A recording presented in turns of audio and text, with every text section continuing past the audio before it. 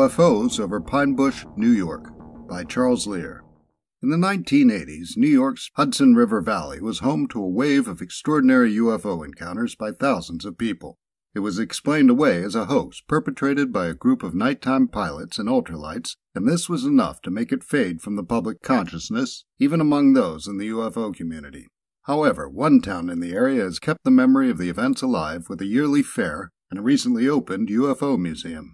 A book about the wave, Night Siege, by J. Allen Hynek, Philip Imbrogno, and Bob Pratt, was published in 1998. Hynek died in 1986, before the book was published, but actively investigated and contributed to the book. His wife, Mimi, helped edit the book after his death. According to Night Siege, the wave began in Kent, New York on New Year's Eve 1982 with a sighting by a retired New York City police officer identified by the pseudonym Tony Valor. He'd just christened his new house by smashing a champagne bottle against it, and his wife had sent him back outside to clean up the broken glass after he'd told her about it. As he was cleaning up the glass, he saw a group of red, green, and white lights to the south. At first he thought he was seeing a jet having trouble, but it was moving too slowly to be a jet. Valor called for his wife and told her to bring their movie camera. As she stepped out, the lights were over the house. Valor told the researchers that they seemed to be connected by a V-shaped or boomerang-like structure. He said he heard a loud hum, like a factory full of machines operating at a distance. As Valor was filming the object, which was about 500 feet above him, the colored lights went out, and 3 lights remained that formed a triangle. The investigators examined the film and reported in the book that the white lights were clearly visible, with faint colored lights in the background, but they could see no structure. Soon there were sightings all over the Hudson Valley of what became known as the Westchester Boomerang, named after Westchester County, where many were concentrated. Local police departments received literally hundreds of calls, sometimes on a single night. Police officers themselves were among the witnesses. The most common description was of a large boomerang-shaped object with lights along its arms. They were said to be as big as 1, 2, or 3 football fields, to hover or move as slowly as 15 miles per hour, and were said to be completely silent. An odd claim, that shows up repeatedly, is that a witness says they found themselves wishing for a better view, and that as soon as they thought that, the object moved quickly towards them and hovered in front of or above them.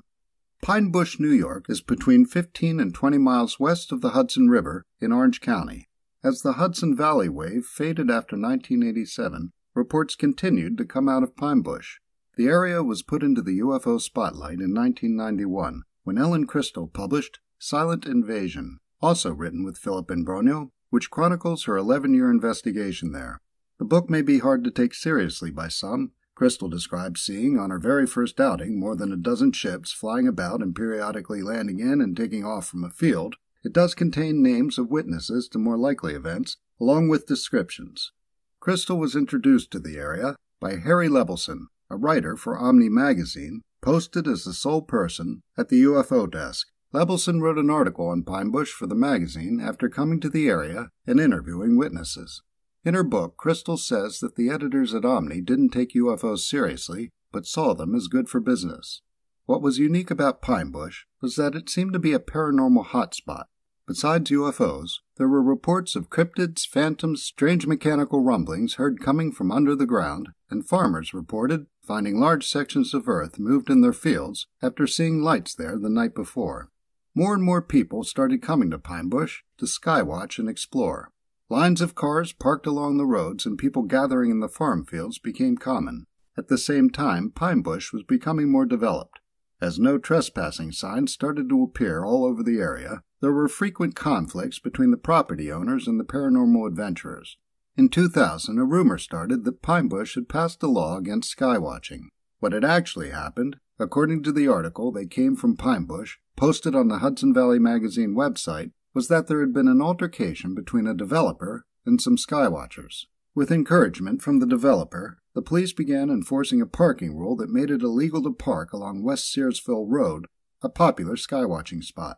According to the introduction on the website, the Pine Bush Anomaly Archive, the loss of the farm fields to developers led to a loss of interest in the Pine Bush phenomenon, as there was less space available to explore or gather together in groups. However, 2 New Jersey residents, who met as skywatchers in the area in 1995, managed to reignite interest in the area for those who are paranormal curious. In 2003, Vincent Police started the website PineBushUFO.com, where he posted several of his pictures and accounts of his paranormal experiences in Pine Bush.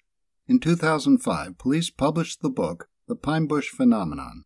Then, in 2008, Police and his friend C. Burns, who keeps his identity a secret for fear of his interest interfering with his employment, launched the Pine Bush Anomaly Archive and rebooted it in 2017. Also involved is Linda Zimmerman, who has been researching and compiling witness accounts of UFOs in the Hudson Valley area since 2011. Both Police and Burns can be heard in a recent interview describing their experiences on the episode UFO Activity in Pine Bush, New York, on UFO Headquarters with Linda Zimmerman and Michael Warden. In 2011, the first Pine Bush UFO Festival was held, thanks to the efforts of an organizing committee chaired by Sue Wyand. In 2013, it was expanded into an all-day event, and festival was replaced by fair. It is held on the Saturday of Labor Day weekend and draws around 7,000 people. There are talks by UFO researchers and celebrities, along with a parade and costume contest. World-famous podcast UFO host Martin Willis attended this year's fair. On June 4th of this year, the Pine Bush UFO and Paranormal Museum was opened. Creator and director of the museum, Lance Hollowell, was interviewed on the UFO Headquarters episode, aptly titled The Pine Bush UFO and Paranormal Museum. Hollowell had experience as an event creator, having put together the Halloween event around the legend of Sleepy Hollow in Sleepy Hollow, New York, and approached the museum in the same way. Instead of displays where visitors walk around and read, the museum offers guided tours and a more immersive experience.